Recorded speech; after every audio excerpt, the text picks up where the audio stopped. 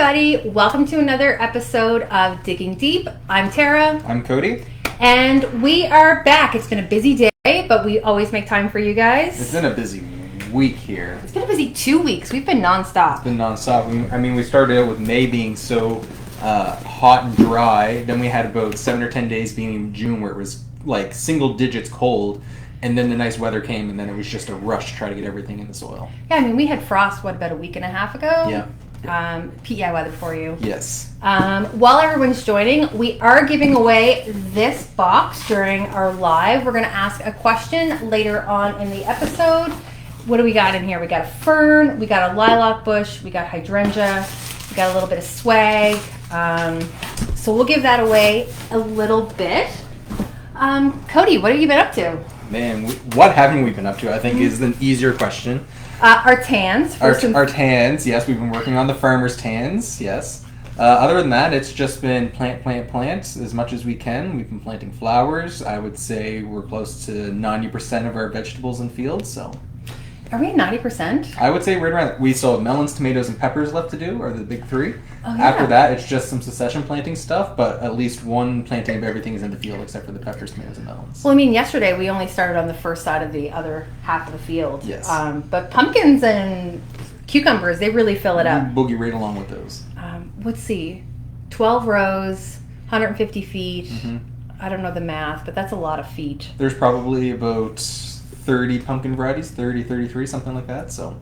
Some of my favorites are in there. Yes. Except not my absolute favorite, but that's all right. I'll forgive you. Next year. So while we wait for some people to join and ask some questions, I've got some email questions. Jerome, I planted my carrots in the middle of May, and I didn't have any of them germinate. How come? If they were like here in PEI, it was super hot and super dry, and there was no moisture, so those seeds just kind of baked in soil, and then that was that. Yeah, you really should plan your planting around rain. We held off on our carrots until the weather looked better. We could have done them earlier, but...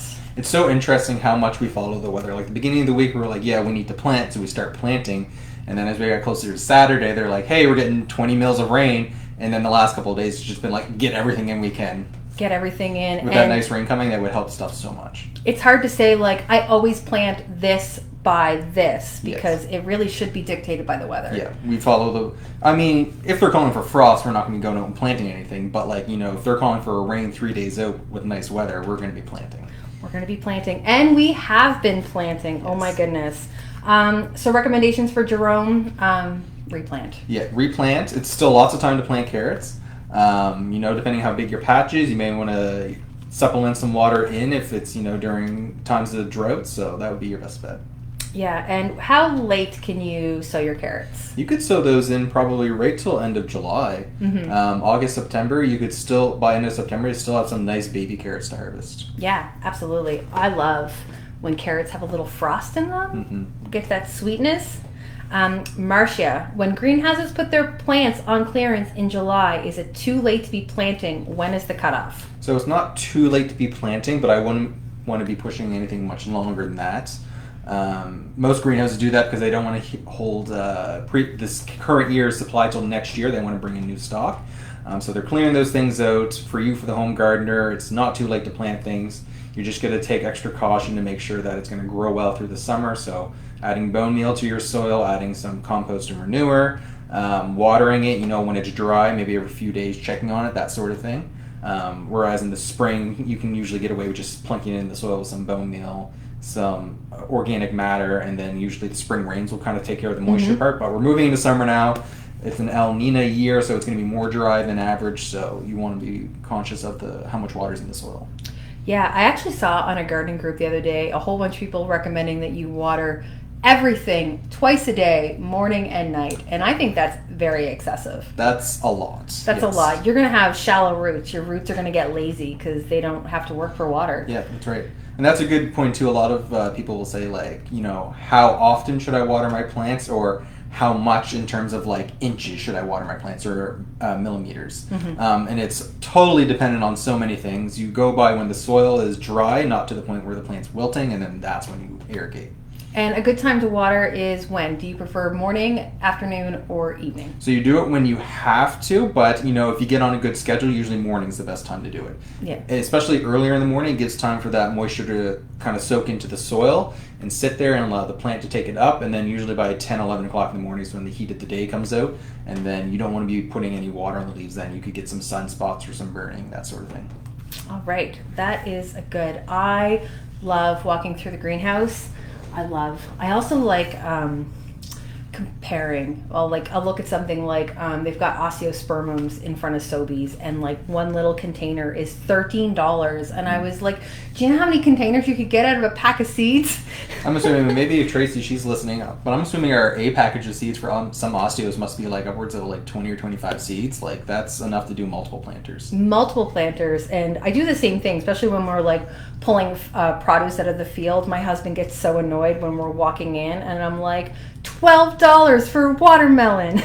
And it's just very expensive to buy produce when it's so much cheaper to buy the seed and do yourself. Yes. But there is a time investment. There's a time investment, and there's like an initial overhead investment, for like pots and soil or compost or whatever. But if you start making your own compost, you have those pots. Now you just need to clean them and reuse them every year. Yeah. So then the years after that first year get cheaper, and then you also gain more experience, so you get more productive at what you're doing. It's funny, one of my coworkers came over on the weekend to pick something up, and I said I was going to be relaxing all day, and she found me outside weeding, and I was like, but this is relaxing for me. Sure, I do it all day, but like I love to be outside. That was like my wife and I last weekend. I was like, what are you doing? We're not doing anything. Oh, I installed a new flower bed, planted perennials, mowed the grass. She was working in the vegetable garden. That was relaxing. But yeah, produce is so expensive. Grow your own. Yes. Steve, I have been hearing a lot about the boxwood moth. Should I be removing them, and what can I do to prevent damage? So, the boxwood moth is a relatively new pest, especially in Atlantic Canada. There's not a whole lot of information out there for it yet. By no means start tearing out boxwoods. They are a beautiful, really important landscape plant. But just kind of monitor them. If you see something weird happening with the leaves, some browning happening, maybe inspect the leaves a little bit better. You want to look for eggs and larvae or the caterpillars climbing on the plants. And then if you do, you can remove the eggs by, rubbing your finger over them. Or if you find some larvae or caterpillars, then you can put them in a bucket of soapy water. But there's no pesticides on the market yet for them. There's no other real treatments out there yet. Government of Canada is still working on some recommendations, so until we have more information, the best way to do it is just physically remove them if you do find them. And how far have they spread? Are they coming in from the States, or is this like a new moth? No, they're coming in from the States. There is some reports of them being like Southern Ontario and BC as well, so a lot of these places where a lot of the garden centers and nurseries are getting their plants from is from Southern Ontario and BC, and then they're kind of being transported that way. So, Yeah, I would say if you're going to be putting any boxwoods in your property, inspect them diligently at the store. I wouldn't even buy them before inspecting them first. I would inspect them head to toe, just like you were a general in the army. Like nothing can be out of place. And then once you determine that it's clean and you're happy with it, then I would purchase it and bring it home. Yeah, I hope they don't come here because I love our boxwoods on the property. Yeah, me too. Okay. Good question, Steve. Lisa, my basil is starting to flower. Is this a good or bad thing? First time growing them, and I didn't think they flowered. So if your basil is flowering, it's not a bad thing per se. You just don't want it to. You want to put more energy back into foliage because that's the harvestable part of the plant. You can just pinch those off between your thumb and your index finger. If you have a small pair of snips, you can snip them off. Some people leave the flowers on because I like them. Bees like them as well. So it's really up to preference, really. You can eat the flowers. Yep, eat the flowers. I like to pinch. I'm a big pincher. I've been pinching everything in the greenhouse. Another good example of that is coleus. A lot of people grow coleus just for the foliage, but if you allow it to flower, it's quite beautiful, and pollinators and bees love them. So I usually just let them flower and do their thing. Yeah, but right after they flower, what do? They die. Yeah. They're annuals. They have a life cycle. Their whole purpose is to put out flowers. Yeah. And once they do that, they're like, I'm done. Yep. So I pinch. Maybe that's just my lazy gardener expertise coming out. Maybe. I just let them grow and do their thing, and then... Which is really funny because I'm a chaos gardener where I like to just throw seeds and do whatever, and then I'm like pinching every growth because I want a bigger, bushier plant. Yeah. All right. Stacy, I never add fertilizer to my plants as I'm afraid to add too much or too little. What is your best advice for a beginner? The best advice you can do is follow the label on the containers. And even then, if you're unsure, you could even like lower it. I wouldn't go above their recommendation, but you can certainly go lower. And if you're still a little weary about how much fertilizer to add, then I would switch to something like Sea Boost, where it's so minimal that like even if you try to over fertilize, you really can't because the ratios are so small. And would you say that all plants need fertilizer? All plants will need fertilizer at some point in their lives. Usually if plants look tired, if they're not flowering as well, maybe vigor is a little bit less than it has been, it's probably a good time to fertilize them. What about this like yellowing of the leaves that we have on this? Yeah, so that's a good indication that, you know, there could be some micronutrient deficiencies in there. And you know, it's probably, we would probably fertilize these once a month probably. Yeah, so this has been growing in our store since what, this time last year? Yep. And do you fertilize it? I don't fertilize it. Joyce may fertilize them. She's around them a little more than I am. But if it were me, it would be Sea Boost to full rate, probably once a month. Yeah. And what are signs of too much fertilizer? Then you'll start getting burns on leaves. So like, I don't think this is too much fertilizer back here, but there is one burnt leaf back here. I think that's just from being too close to a window. That's a really good indication. You'll see like almost like a white powdery building up on some plants' leaves. That's the salts from the fertilizer and the plants pushing them out the leaves because there's too much in the soil. Mm-hmm. If there is too much in the soil, what you can do two things. You could do a really big, good flush of just like clear water, just normal tap water. Or you could take it out, knock all the old soil off, and then just repot it with new soil. Yeah. This is so pretty. These have been in like nonstop bloom. They've been putting on a show for a long time.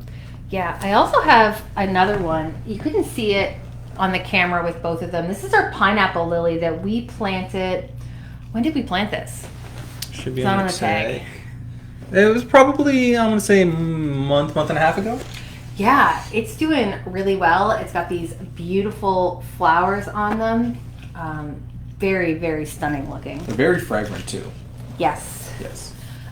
Jennifer, first time pumpkin grower, what type of fertilizer or compost do you recommend? So for compost, you're good with any like sheep manure, cow manure, anything like that's fine. In terms of fertilizer, I would go with something. So pumpkins are a heavy feeder. They produce fruit that are quite large. So something high in nitrogen and something high in potassium, which are the first and third numbers of the fertilizer ratio. You'd even be good with like a 20 would even be fine for pumpkins if you have a small patch that you can use a water soluble on. But I wouldn't use both. Right. I would go with one or the other because if you get too much nitrogen, then you're going to get a great, large, lovely plant and you're not going to get any flowers at all. Yeah, do you recommend liquid or in-ground? I think that's preference. I prefer in-ground because you get the one application and then like 6 to 8 weeks later you just top dress with a little more and then that's all the fertilizer you need to do for one season. Yeah, pumpkin season is amazing. Mm-hmm. And we have more people joining us. I do want to remind you that we do have a giveaway later on in the show.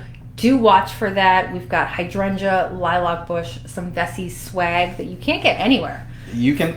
Only the commercial growers get Veseys swag, so this stuff is pretty exclusive. Yeah, I really like it. I went down and I was like, sorry, John, I took it. And there's actually some swag in there that we use almost on a daily basis. They're like perfect for in the garden.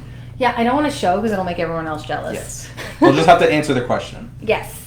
Trisha, I have clover taking over my wildflower patch. Should this be considered a good ground cover for it, or will it smother out my plants? No, it'll be a pretty good ground cover. I mean, if you do feel like it is starting to get to that smothering out phase, you could probably pull a few plants out or grow with a hoe and just, work up the soil a little bit. Mm-hmm. But for the most part, it's a great additive. It's going to hold the soil there. It's going to hold the seeds there. It's also going to add nitrogen back into the soil too, which the plants need. Added nitrogen is free nitrogen. That means you don't need to do any work for that. Yeah, I've got clover in my wildflower patch, and I just really stop it from flowering. I pull some of it up where it's really intense, but it's very satisfying because like the way it crawls across the ground and has shallow roots. Yeah. So you pull one piece and it might be like 6 feet long. Yeah. It's really satisfying to like pull a nice long piece. Yes. And then it gets addicting and you're like, I'm going to keep going. Yes. I also have thyme taking over my garden. We have some thyme taking over on too.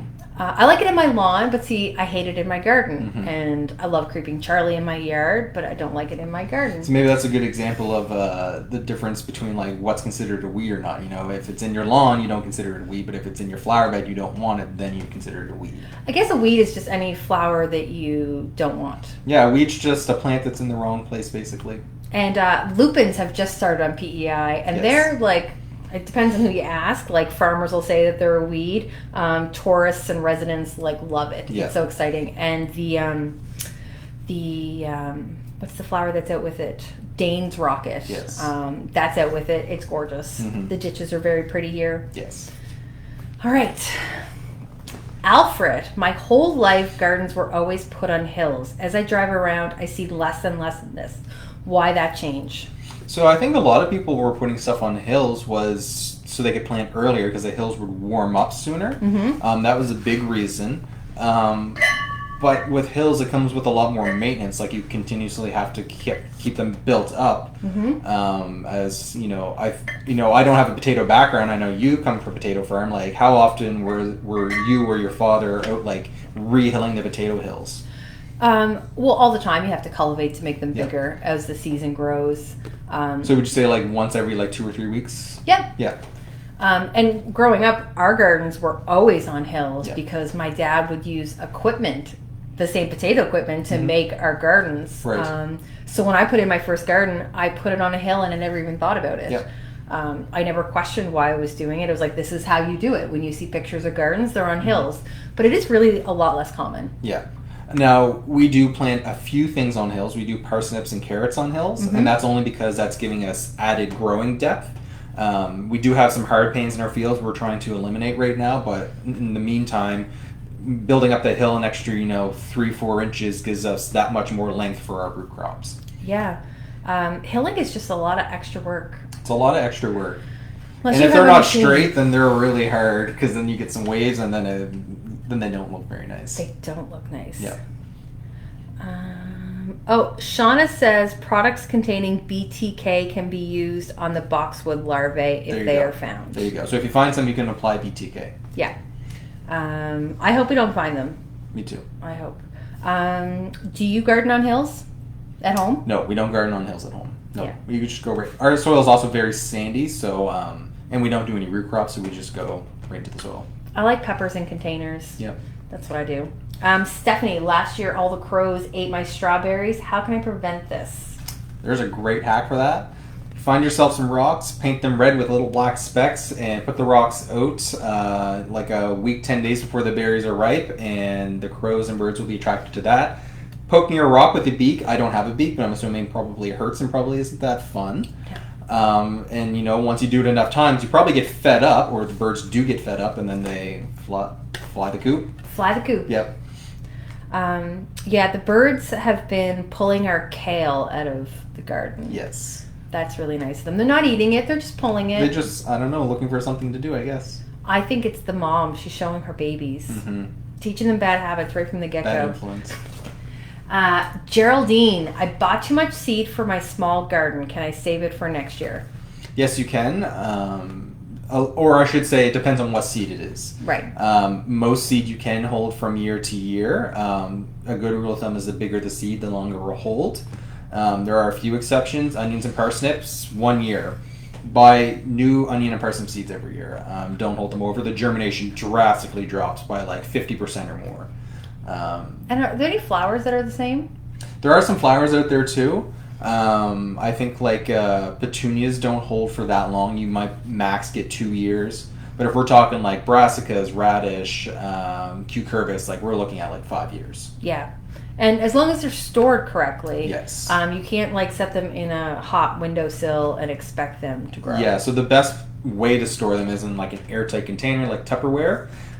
You want to put them in like a lot of people will keep them in the same like paper envelopes. Sometimes foils work, to help with the exchanging of air, but that's what the airtight container is for. Mm-hmm. But basically, airtight container in the fridge is probably the most common place, just to keep them cool and dry. Our seeds here in our seed fridge is kept around 15 degrees Celsius and around 50% humidity. Yeah. Yeah. I like the seed fridge. I went in there yesterday to cool down. Yeah. Cool in the summertime, cold in the winter. Yes. Yes. I don't mind it in the winter either. Heather, how do I harvest my lettuce to make it regrow? So if you want to harvest lettuce to make it regrow, you're picking leaves off from the outside of the plant. The growth point is in the center. That's where all the new growth's coming from. So, if you're having a salad one night or you need leaves for a burger or sandwich, you want to pick the leaves off on the outside. And just keep doing that and you'll extend the life of your lettuce. We just finished planting lettuce literally like 10 minutes before this live started, and I'm very excited for our lettuce. It's gonna be a lot of lettuce. I love lettuce. I love all of the things in the field. I'm very excited for all of it. Yes. Except for the beets, but that's a whole different thing. I know you have feelings with beets. You have a question. What's your question? So I have a question here, because right before I came up here, I was checking my emails and I had lots of email questions from customer service regarding asparagus. This is from Christian, one of the people who sent an email. My asparagus is short and seems to be flowering after 1 year planting. So they planted it this year and now it's flowering. And they want to know what basically was happening. So what's happening is that those plants are going to flower. That's just the natural process. But I think a lot of people were expecting maybe like some, actual asparagus the first year kind of thing, or maybe they're so small and unnoticeable that they just went straight into the foliage and into the flowers. Mm-hmm. This is just the natural process of the plant. You can remove those flowers and the seed heads, put more energy back into the roots. I wouldn't recommend you let them go to seed until like year 3, and then they'll continuously keep repopulating the garden. But for now, remove those, and then in like 3 years, you'll have nice, short and thick asparagus stalks you can harvest. I have never in my life had asparagus straight from a garden. No? No. We've picked our first 3 already this year. So I need to do it. I'm like, I'll have to like start now and wait years. But like I get it from the grocery store, which is like Atlantic grown, because like especially Sobeys is really good for carrying a lot of like local produce. But I mean, I still don't know how long it's been from harvest to me eating it. It would at least be a week. At least, so they would have to be. Because I know tomatoes fresh off the vine are way different than tomatoes that have been different. There is no comparison between like a ripened in a truck and like fresh out of the garden tomato. There's no comparison. Yeah. So there's a big difference. I don't know how long it's been. I don't know any local growers that sell it. Like, off the top of my head, I'm not sure. I could go to the farmer's market. But I do know that like perennial agriculture, like regenerative agriculture, is becoming really big, and asparagus is one of those crops because it's a perennial vegetable crop. Right. Becoming really, really big and really popular. So I'm just gonna have to like pull the plug and grow some. Yeah. If only I knew a company that sold it. I know. By seed or by root. I know, you have options here. I would definitely go by root. I would go by root too because you're just speeding up that process. And what's the difference between the seed and the root? How much time difference? So seed is about 5 years and root's about 3 years. But the cost. Yes, the cost. The cost is very good. Yes. I do enjoy the roots more just because you're getting it sooner. And like ours, we moved into our place and we realized there's an asparagus garden there. And we're like, oh, this is great, but they're still really small. So we've added over the years, and since we've gotten 3 this year. So. And what do you add to your asparagus? We just top dress it with like some compost or manure or something like that every year. And do you cover it in hay or straw or anything? No, we just let it go. Yep. Nice. And your strawberries are coming? Strawberries are coming. Little green berries. I hear it's a very good year for strawberries. Okay. Have you seen our currants up in the garden? I haven't seen our currants, but mine at home were loaded with flowers. I've never seen so many berries produced on them, and even like the trees driving around, like the apple blossoms seem really intense this year. And I think that has to do with because last year we had such a bad cold snap that it killed a lot of growth where it should have been flowering. Or not this past winter, but the winter before. So they had all last season without flowering to put all that energy back into the plant. And I think that's why everything is just so like full of life this spring. I have to eat my strawberry jam so I can make more. I have to make more. Yes. We've been busy planting across the road too in our flower trial gardens. Those have been getting an overall in the beds, lots of bed maintenance. Yeah, it takes a lot of work. Because we have to like edge them, and like a nice edge on your bed is going to like save you a lot of time in the future. Yes. We didn't do a lot of edging last year, but we've been like an edge this far. Yeah. So the grass needs to escape that and get there. So we're doing a lot. So we're doing steps. So we start with a mechanical edge, and then we go with a manual edge with a half moon. We flip those pieces into the center, remove any sod, large pieces or large weeds. Then we go through with a big tiller, get that all, and then rake it all to the center to give ourselves a nice edge and a nice raised bed. I really like smoothing out the bed, the finessing of it. It's a lot of hard work, but it's really, really nice to see the end goal. It is. My husband picks me up from work and I'm near toast. Yeah. I've been forking and raking and hoeing all day, but it looks so good. It does. Even we have 4 beds planted right now with some bedding plants annuals, and even those beds look really good right now. What did we plant? We had, so for our stuff, we had some coleus, impatiens, geraniums, petunias, calendula, bachelor's buttons, and cosmos. And the bachelor's buttons, calendula, and cosmos, we direct seed it, and everything else was from transplant. Yeah, and our sunflowers that we put in, I think 2 weeks ago, they're up. Excellent. They're up. Our lupins are flowering. Yes, the lupins are coming to flower now.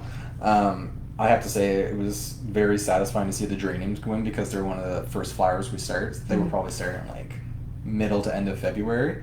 So February, March, April, May, June. So we've had them, let's say, for 4 months. It's nice, time. I love all my flower kids, but when they come to age, it's it's ready. I'm ready for them to move out. They're not even paying rent. Yeah, exactly. So what are we doing tomorrow?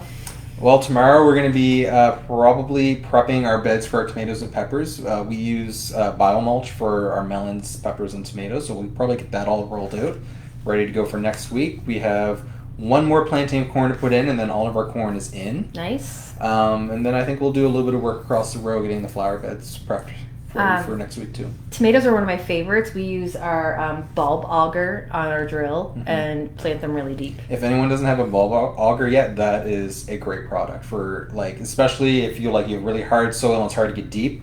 We can't recommend that enough. We use that for anything that we plant from transplant, basically in the field. Miranda says, I just bought a bunch of allium and dahlia from the blowout sale. Should I plant them now or store them? No, you can plant them now. I'm not sure if the allium will flower this year, but you'll certainly get some growth on it, and the dahlias will do just fine. You'll have flowers within a couple months. Oh, yeah, the dahlias love to grow. Yeah. We have a dahlia to give away. Excellent. Do you know what variety it is? Jerry said, who is our bulb manager, who he was a guest on our show a couple of times, he said it was his favorite. Let me see what it is. He says it's Eveline. Okay. Eveline. Maybe if Tracy's listening, she can throw a link to that, maybe for the picture in the comments. Although dahlia. Yeah. Tomato. Yeah, so we have a giveaway. This dahlia, the double blue lilac, the firelight hydrangea, which I feel like he said yesterday was a dwarf hydrangea. Let's see, height 54 to 72. That doesn't sound very dwarf. Cinnamon fern. I love ferns. Good fern. And I think there was something else in there too, wasn't there? We've got the Beijing moon lily, which is 48 to 56 inches. So that's 5 feet high. These are the ginormous lilies, yes. Yes, and they'll come back year after year. Yes. Oh, Tracy, put the link up. Perfect. Thank you, Tracy. She's doing all the things. She is. So yeah, we have a giveaway. We're gonna wait. Just gonna make you wait just a little bit longer. If anyone has any questions, any comments, feel free to add them. What am I gonna do tomorrow? Plant. Like we said, Saturday is a big rain day, so lots of plants in. How much rain are we getting? About 20 mils. Our radishes and spinaches are coming along nicely. Probably need a little bit of thin on the radishes, but everything else looks like it's coming perfectly. So. We have to thin the radishes, really? We have to thin our radishes. We planted them in the pouring rain. Yeah, and because radishes are so this year we've kind of changed it up because as far as I could tell, and since I've been here, we've always done radishes in the field. And early season brassicas are in that family.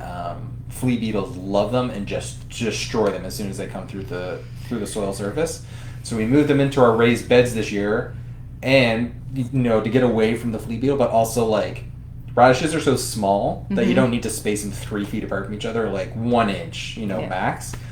And if we're doing 10 feet, that's like, what's that, 120 inches? We don't need 120 radishes of one variety if we're doing like 10 varieties. That's a lot of radish. It's a lot of radishes. So we put them in our raised beds. They're 4 feet wide. That's a little bit better for them. And we're ramping up our container trials this year. We sure are. We've like doubled what we were doing last year for container trials and hanging baskets too. Yeah, we really want to make sure that we have things, because as people move from houses into like balcony growing, you want to grow everything in containers. Yeah, and like a lot of cool breeding things are coming out now that they're being bred specifically for container and hanging baskets, not for like in fields or in beds. I got a question from Rita. Should tulips be dug up and divided, and if so, how often? Probably every 2 to 3 years. Mm-hmm. That would probably be the max. I wouldn't let them go any more than that, and I wouldn't do that any less than that. It would be kind of inefficient. So, yeah. Something I noticed, we were pulling some tulips from an area that we can't have them anymore. We're putting something else there, and they had all divided very nicely. Yeah. Usually what will happen is if you pull up those bulbs, you'll see like little like pips is what I call them, and they're just like baby tulip bulbs on the outside at the base around the bottom. Yeah. And my glads did that last year. When I pulled them up, there were so many of those little babies, but those ones won't flower next year, will they? It'll take a year of growing greens, and then they'll flower the following year. Yes. Yeah. Tiffany says, I got my yellow doll watermelon seeds planted from the last giveaway. Any tips going forward to help it grow? You want to give it as much heat as possible. Depending where you planted it, like in a black container where, the black, sucks in a lot of the sun heat, like a row cover or something like that to help keep heat in, anything like that. Yeah, we plant ours on biomulch. We plant ours on biomulch, keeps the heat in the soil. Years past, we would put them between like plantings of corn to help create a valley effect, so all the heat's in there. This year they're planted at the north side of our field with a hedgerow kind of around them, so that'll hold a lot of heat. So I was daydreaming about yellow doll yesterday. I was daydreaming. I just can't wait for watermelon season. Watermelon season will soon be here. And we're not planting those tomorrow, right? No, they're still a little small yet. We'll see what maybe next week brings. This week's been like low to mid 20s. Next week, last time I looked, was going down to like mid to high teens, so it's cooling off a little bit next week. So hopefully that gets a little warmer, then we might plant them. I posted a video this morning of us planting our pumpkins. We used our drill for all of our pumpkins. You planted corn transplants. Yeah. With the drill. Yeah. Which worked really well because corn's really susceptible to lodging in the wind. And the lodging is when like the wind blows it over and then it kind of curls back up, which you don't want. But I went extra deep with these to basically stop that, and it worked perfectly. Yeah, and our pumpkins are super deep. Something that really frustrates me about planting pumpkins is how quickly those stupid cucumber beetles come out. So we started planting pumpkins, or we did plant our pumpkins yesterday.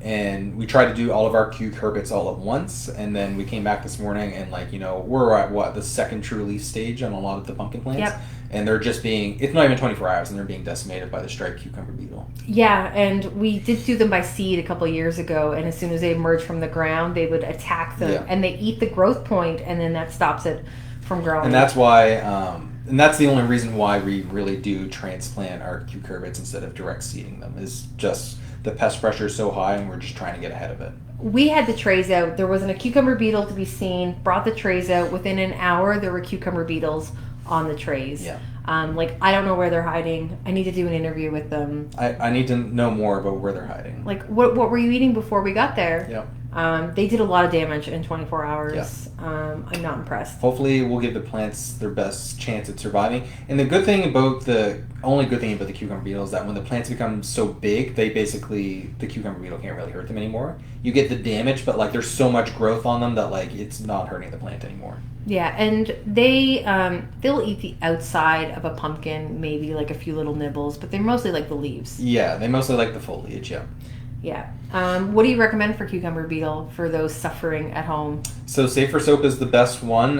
You want to get that directly on the beetles to treat them. It can't be I'll put it on now and they'll come and then it'll treat them. It has to be directly applied to them. Mm-hmm. You could try some diatomaceous earth. It's not as effective because they are flying. One thing we did try a couple years ago, and it worked well, not well enough for the scale we're doing, but if you were a home gardener, it worked really well, is get some plastic containers, spray paint them yellow or as close to yellow as you can as a pumpkin flower, and then drill some small holes big enough for a cucumber beetle to go in, but not big enough for a bee to go into. And then put a couple rocks in the bottom, fill it with some oil, like some cooking oil, and actually that acts as the flower. They'll climb inside, they hit the oil, and then they basically drown that way. Yeah, and even if they don't hit the oil, they have trouble finding their way out. Yeah. Kind of like the earwig traps that you do in the kitchen. I had them kind of strategically placed a couple of years ago. Worked really well for catching them, but like we have such a large field of cucurbits that just like the sheer amount of them, it couldn't handle all of them. Yeah, early morning when they're still sleepy, or late at night when they're getting ready, they're less likely to fly away on you. And the other way to get rid of them is just crush them by hand.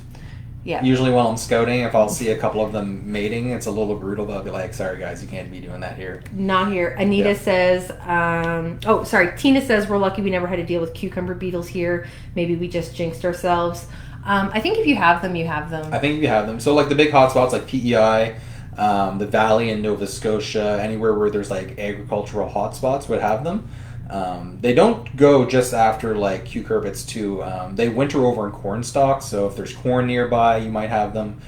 They also go after beans and eat bean leaves if there's nothing else to eat, so there's a number of different hosts for them. Anita says, how do you keep chipmunks out of the flower garden digging things up? So the only thing I would there's two things I would recommend. The first one is called, is it called Critter Off? Yep. Critter Ritter. Critter Ritter, yeah. Critter Ritter, RIDD. To put that on, that's just capsaicin, so it's just the spicy part of a pepper basically. You spray that on and they'll come and chew on a plant and be like steam out their ears, like red tongue, red face. They're not going to come back and keep eating that. You do have to reapply it after every rain or else it's not going to work anymore. Right. The other thing you could try is blood meal. It is made from dried blood. Great nitrogen additive as well. They smell that. They think there's a predator nearby, so they won't go near your gardens. But you do run the risk of having like skunks and raccoons coming and digging up your garden then. Yeah. Miranda wants to know how do you enter the giveaway. We're going to ask a question, and the first person to answer it correctly in the comments will win. Mm-hmm. But yeah, back to chipmunks. Like, also try to avoid things that they really love. Yes. They love crocus bulbs. Yes. So also don't feed them. Yes.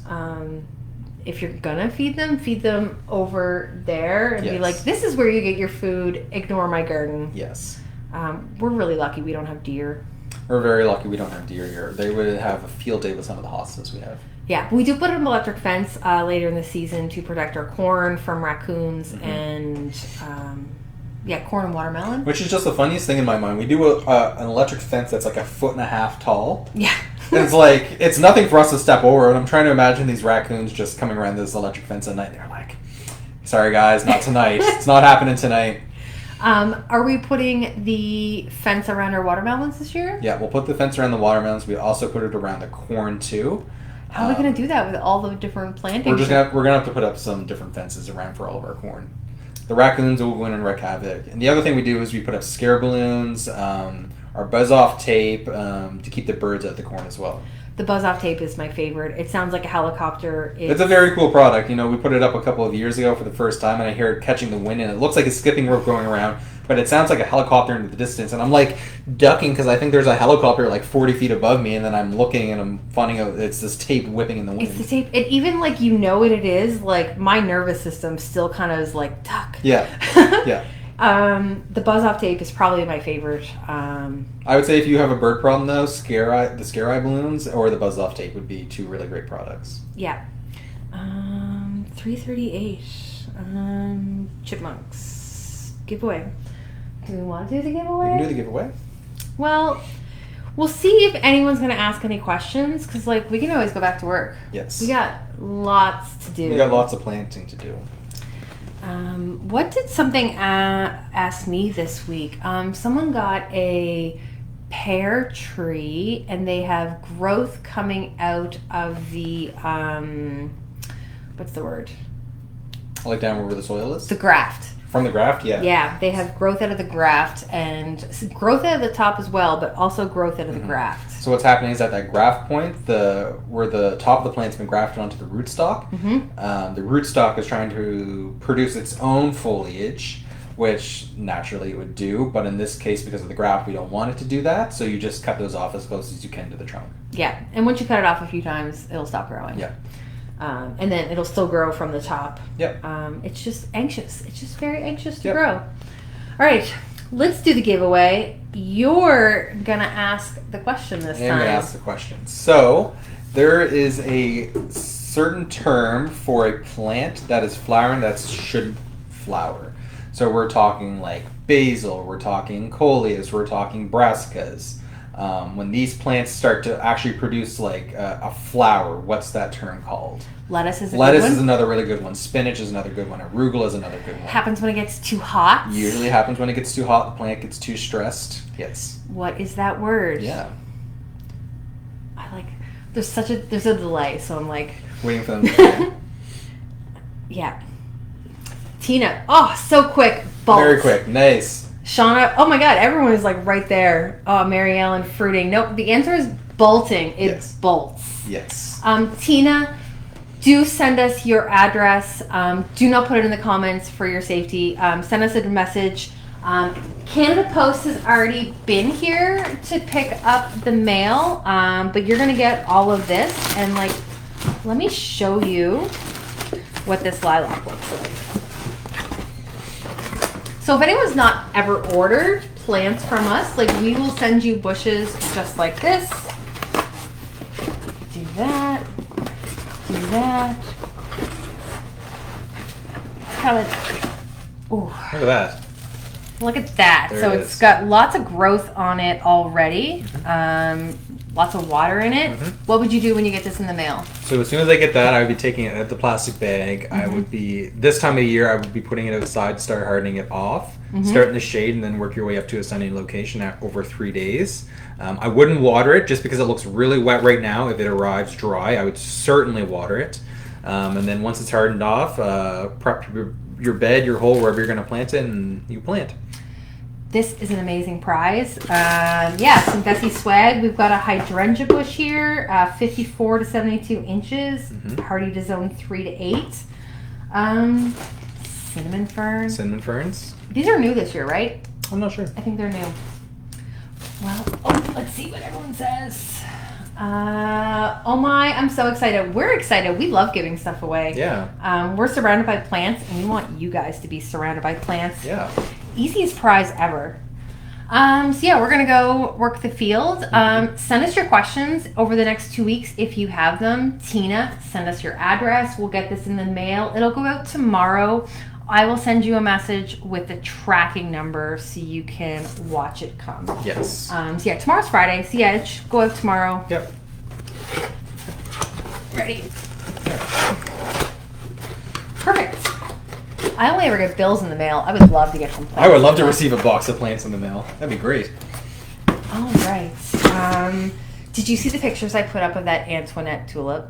I did see those pictures. I need to buy more. That is the most amazing thing. It went from like yellow to striped with pink to like full pinkish orange. And for anyone, I know it's a while or ways away, and this is just the world of plants, so you always have to think so far ahead.